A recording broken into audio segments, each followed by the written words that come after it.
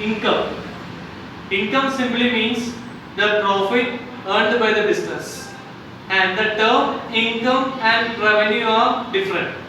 Revenue means the receipts from the business, but whereas income means the net of revenue and expense. That means the amount which received net of revenue and expense. That means revenue minus expense, then we will get the amount of income. Okay, it simply means the profit. Then next term is purchases. Purchases of business means the goods and service bought by the business in the normal course of activity. That means suppose I am a retailer of some sanitizer. If I am purchasing the sanitizer from a wholesaler and it is for reselling it to the consumers, and such purchase of goods is known as the term purchases. Purchases simply means the purchases of goods for the normal course of activities.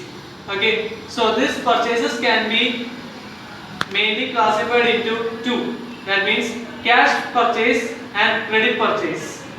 Cash purchase means if I am buying something from other person and paying the cash at that time itself, it is known as cash purchase. Okay, suppose I am a trader, I am purchasing something from another person and I am paying that amount at the time of purchase itself, then it is known as cash purchase. And if we are agreeing for a term such that the amount will be paid after some period of time, and such purchase is known as credit purchase. Suppose I am purchasing something from another person and we are entering into a term that I will pay the amount after some period of time, and such type of purchase is known as credit purchase. The sum total of cash purchase and credit purchase is known as the total purchases. Okay. Then next term is purchase return. Purchase return means if I am purchasing some goods from another person and I do not like that product, or if the product was not up to the quality, then I will return that product back to the seller. Okay, so when I am purchasing something and if I am returning that goods back to the seller, it is known as purchase return. Okay, so it is also known as return outwards. It is known as return outward means we are buying something and we are giving good back to the seller. That means we are giving that outwards. So it is known as return outwards. So purchase return is also known as return outwards. Okay. Then next term is sales of business. Sales means the goods, the amount received or receivable from the sale of goods.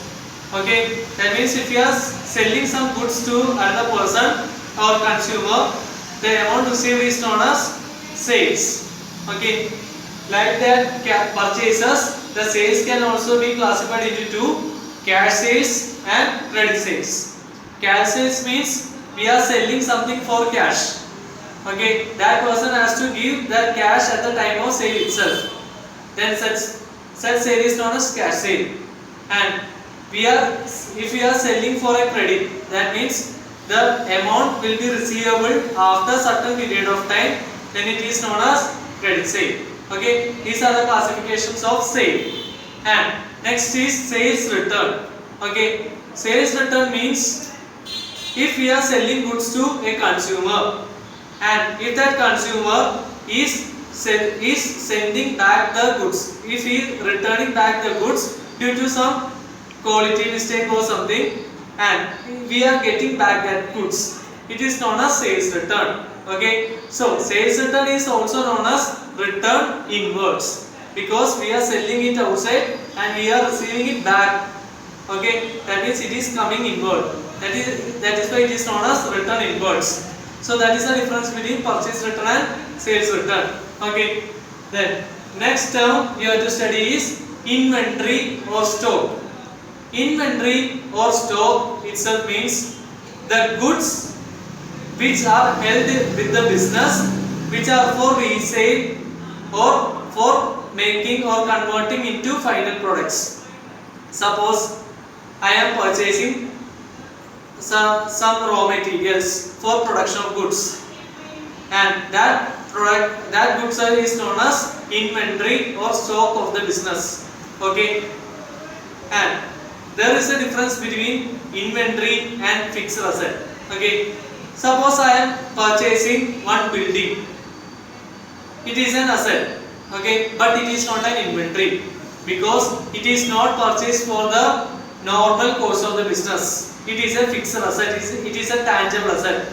It is not an inventory. Inventory means we are purchasing that goods for reselling or for production. Okay, so building or plant and machinery is not an inventory of the business. Okay, then next term is trade receivable.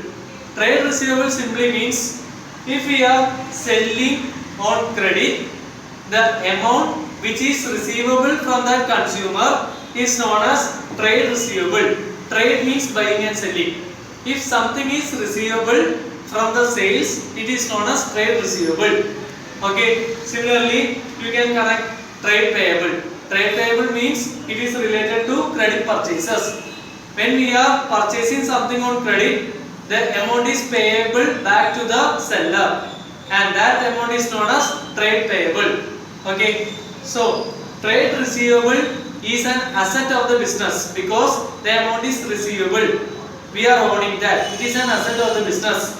Whereas trade payable is a liability of the business because it is payable or it is owing. We are owing to that person. It is a liability of the business. So these are some of the other terms. Okay.